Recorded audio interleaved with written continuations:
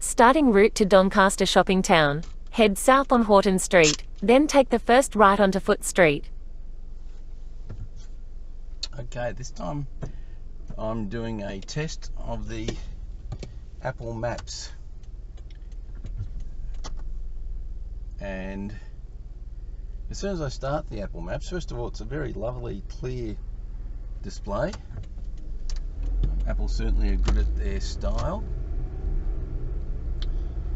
But the first thing it does is at the stop sign, turn right onto Foot Street, then turn left onto Williamson's Road.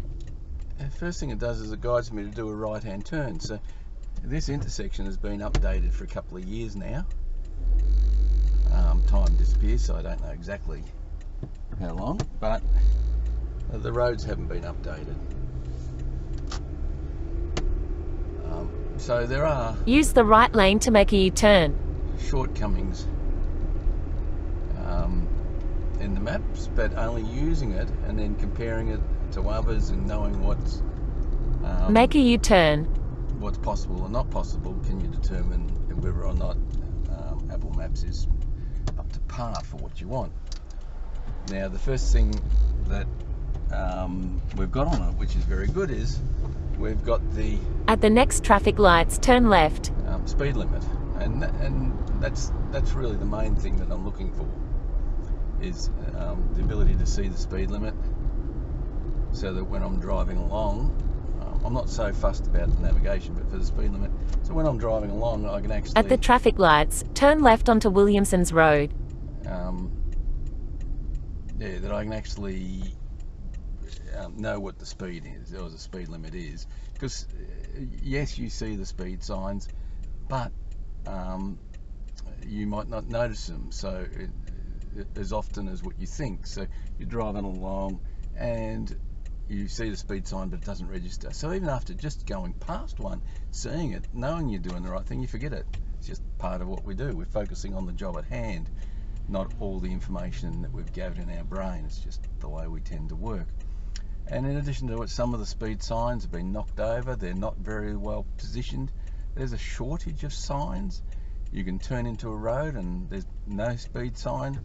So it's just so varied. But by having the speed limit on your web app, you can see it. So you can obey the speed in about limit. 2.5 kilometers, turn left. So it changed to 80 as we turned around that corner, so that was good. Now, I think on another test that I went slightly over the speed limit, and it does not alert you to going over the speed limit. So, which I think is probably an important, well, to me it's an important feature. Not having to look at the phone all the time. I like to look at the phone just to double check the speed that I'm doing is within the speed limit, and but an audible noise to let me know that I'm actually breaking the speed limit is a nice feature to have. So that's something it doesn't have to my knowledge. In addition, it doesn't show the actual GPS based speed, so quite easy for it to be able to do that, but it's not provided. Is it necessary? Possibly not, but I like the GPS speed to be there. It's nice to have, and the reason I like it to be there is because the speedometers are often out by design by about 4 kilometres an hour. There's a formula for that provided. In 1 kilometre, turn left. And so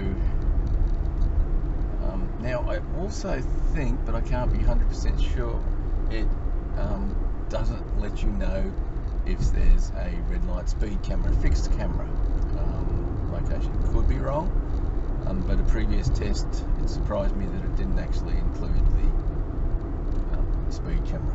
As I said, could be wrong. I'm not going, or I might go past the speed camera, but it won't be, I might just go a little bit further and then come back. Go past this light, then at the next one, turn left. So the instructions are quite good. Go past this light, at the next one, turn left. At the traffic lights, turn left.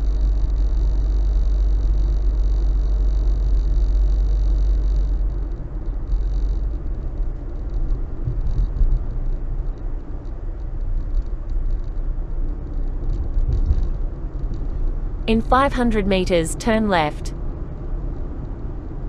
So in 500 meters, turn left. Okay, I'm going to go straight ahead and see if it warns Go me. past this light, then at the next one, turn left. So, yeah. At the traffic lights, turn left.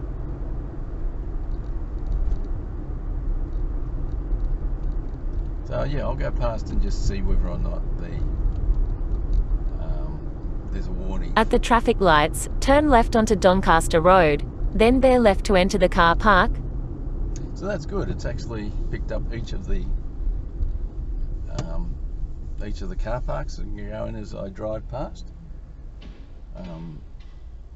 And so there's no indication on the map that there's speed cameras. There's speed cameras here, but there's no indication on the map that there's a speed camera. So that makes sense. If it doesn't know the speed cameras exist, then it won't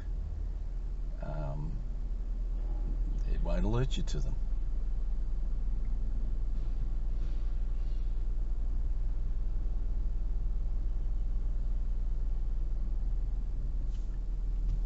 So even though it looks very good, the Apple Maps in my mind is very basic and doesn't provide the features that I would like to see in the app, and it sort of makes me sort of almost smile, laugh that Turn left onto Merlin Street, then turn left onto Clay Drive. yeah, so now we'll let it guide us back to Doncaster, but I'm not going to go down that road. Use the right lane to make a sharp right turn onto Tram Road Frontage Road, then bear left onto Tram Road. I love doing this. Now this is just sort of 60. Turn left onto Clay Drive. So there we go. So it picked up the update. So it knows the speed In limit as 600 meters, turn left onto Doncaster Road. well. And that is a feature. So I could live with that feature, but I really would like to see the speed camera, red light and speed camera, fixed cameras at a minimum added to the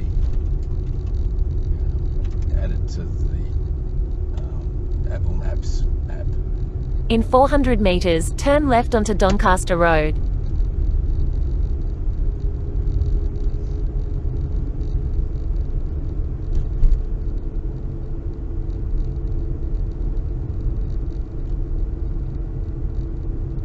Now I do prefer to go a little bit further across, I think it is, because that then gives me the option of turning into the car park.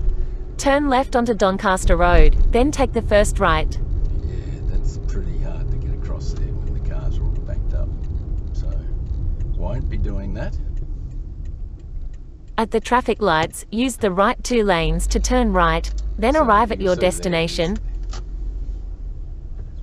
I could wait, but then the next bank of cars bank up in the same sort of way. So I would normally go one more street further down towards the freeway and then loop back up through the next one, which would then give me a set of traffic lights to come out at the chemist warehouse near the Manningham Council, and then come back this way, and then I've got plenty of time to get into the right hand lane. There's no way I could have got into that right hand lane just then.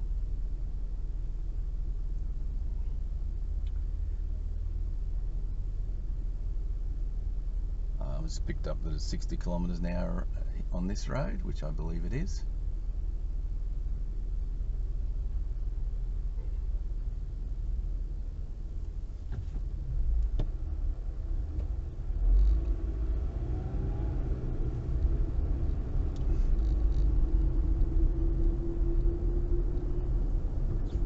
So now that's the entire point At of the this traffic test. lights, use the right lane to make a U-turn at Tram Road.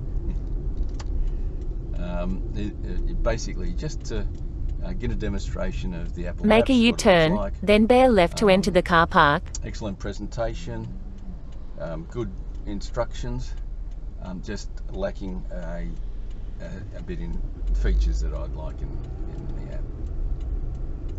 One of the things that on an Android, on the Apple, you can't run split screen, so you can't minimise the... At the traffic lights, use the right 2 lanes to turn right. You can't minimise the app. If you tried to take that off the screen, it disappears in the background. Now, maybe it will work in the background, I don't know, but turn right. On the Android devices, you can actually split the screen and run 2 applications at the same time. At the traffic lights, use the right lane to turn right.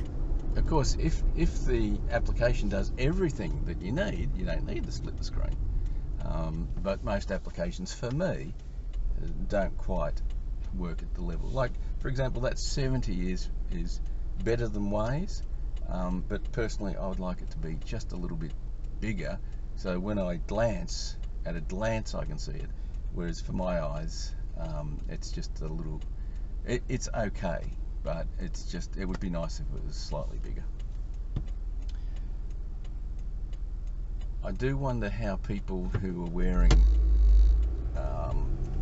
glasses for distance can actually look down at the phone and actually see Arrived.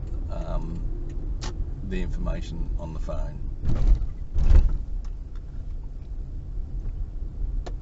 Anyway, basically what I'm saying is I don't want the phone to be a distraction. I want the phone to be an aid, an assistant. So thank you for joining me on this drive to date, and I hope it provides some useful information.